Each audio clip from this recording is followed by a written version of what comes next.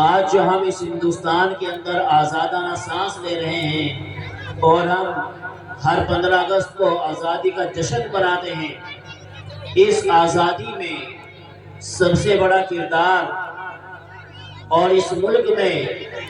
سب سے زیادہ قربانیاں اگر کسی کی ہیں تو بلا مبالغہ ان مدارس اور ان مکتبوں والوں کی ہیں۔ اور سب سے پہلے ہندوستان میں جب انگریز آیا اور ان مدرسوں کے اندر رہنے والے علماء انہوں نے بھاپ لیا اور محسوس کر لیا کہ انگریز آہستہ آہستہ ہمارے ملک پر قابض ہونا چاہتے ہیں۔ اگر ہم نے پہلے ہی دن سے اس کی فکر نہیں کی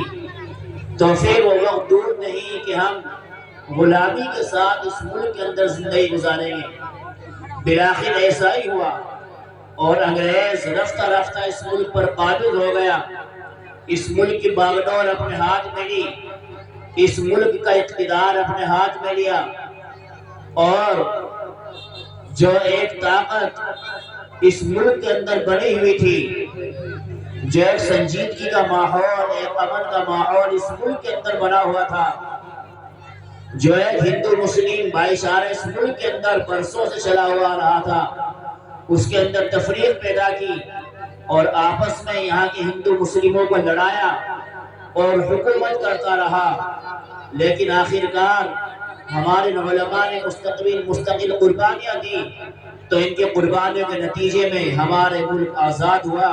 تو آج ہم ان کی قربانیوں کے نتیجے میں اس آزادی کے دن کو منا رہے ہیں۔ اور دوسری بات تعلیم کے تعلق سے کہ جو یہاں پر ہمارے بچے تعلیم حاصل کر رہے ہیں، ان کی تربیت میں سب سے بڑا کردار ان کے ماؤں کا ہوتا ہے کہ یہاں پر ہماری مائیں بھی بیٹھی ہوئی ہیں کہ جن کی گود میں چھوٹے چھوٹے معصوم بچے پنپتے ہیں کہ سب سے پہلا مدرسہ بچے کے لیے ماں کی گود ہوتی ہے۔ تو لہٰذا ہماری ماؤں کو چاہیے کہ اپنے بچے کی تربیت کی فکر شروع سے ہی کریں کہ ان کے پیٹ میں کوئی حرام لقمہ نہ جائے، ان کے سامنے غلط ہم جو خراب اخلاق کے ساتھ پیش نہ آئیں، ان کے سامنے ہم جھوٹ نہ بولیں، ان کے سامنے کوئی ایسی حرکت ہم سے نہ ہو کہ جو بچوں کے اوپر اثر پڑے اور بچوں کا مستقبل اس سے خراب ہونے کا اندیشہ ہو۔ ہم اچھے الفاظ میں ان کے ساتھ گفتگو کریں، ہم نرمائی ان کو سکھلائیں، اچھے اخلاق کے ہم ان کو شروع سے تعلیم دیں۔ جب اچھے اخلاق کے ہم ان کو شروع سے تعلیم دیں گے، ہم اچھے اخلاق ان کو سکھلائیں گے، ہم ان کا ذہن اچھی تعلیم کی طرف چلائیں گے، تو پھر یہ بچے ہماری آنکھوں کا ٹھنڈک بنیں گے اور پھر یہ بچے ہمارے اچھا مستقبل بنیں گے، پھر یہ بچے ہمارا نام روشن کریں گے۔ اور ہم شروع سے ہی ان بچوں کو یہ بات سکھلائیں کہ ہمارا خالق کون ہے، ہمارا مالک کون ہے، ہمارا رب کون ہے۔ ہم ان کے عقائد کی فکر شروع سے کریں، ہم ان کے اخلاق کی فکریں، ان کے عقائد کی فکریں، اچھے معاشرے کی فکر اور اچھے معاملات کی فکر جو اپنے چھوٹے چھوٹے بچوں کی کریں گے، اور پھر ہمارے معصوم بچے ایک اچھے ماحول میں آنکھیں کھولیں گے، اچھا اخلاق ان کو گھر کے اندر ملے گا، اچھا معاشرہ گھر کے اندر ملے گا، تو پھر ان کی تعلیم کے اندر چار چاند لگ جائیں گے۔ اور جس وقت ان کا پہلا قدم مکتب اور مدرسے کے اندر ہوگا، اس اکیڈمی کے اندر ہوگا، پھر یہ ایک طریقے سے یہ تعلیم کے ساتھ ساتھ تربیت بھی حاصل کرتے رہیں گے، اور جس کو یہ سیکھیں گے اس کو اپنے عمل کے اندر بھی لانا شروع کرنے چلے جائیں گے۔ تو اس کا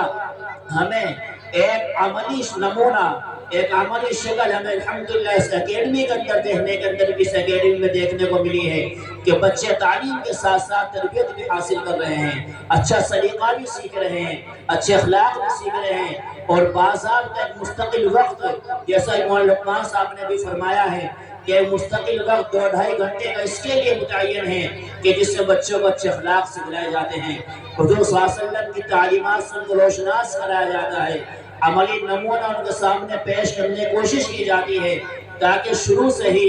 ان کے اندر اخلاق نبوی پیدا ہوں، ان کے اندر اچھے اخلاق پیدا ہوں، اخلاق رذیلہ سے، برے اخلاق سے وہ دور ہوں، برے اخلاق سے نفرت کرنے والے بنے۔ تو لہٰذا بڑی قابل مبارک کے اور بڑی جو ہے سعادت مندی کے لائق ہیں آپ حضرات، اور یہاں کے خاص طور سے اس اکیڈمی کے چلانے والے، اس اکیڈمی کے ذمہ داران، بالخصوص جناب حضرت اقدس الحاج قاری محمد یوسف صاحب دامت برکاتہ العالیہ، اور کے فرزند ارجمند رفیق محترم جناب مولانا محمد لقمان صاحب، ہم تہ دل سے ان کا شکریہ ادا کرتے ہیں، اور اللہ سبحانہ وتعالیٰ سے دعا ہے کہ اللہ سبحانہ وتعالیٰ حضرت قاری صاحب کا سایہ تادیر ہمارے اوپر، اس اکیڈمی کے ذمہ داروں پر، اکیڈمی کے طلبہ پر قائم و دائم رکھے خیر و عافیت کے ساتھ، اور ہر طریقے سے، ہر شر و فتن سے اللہ تعالیٰ اس کی حفاظت فرمائے، اور جو ان کے منصوبے ہیں، تعلیمی ترقی جو منصوبے ہیں، اللہ تعالیٰ ان کو خیر و عافیت کے ساتھ، سہولت کے ساتھ تکمیل تک پہنچائے۔ آمین وما توفیقی الا باللہ۔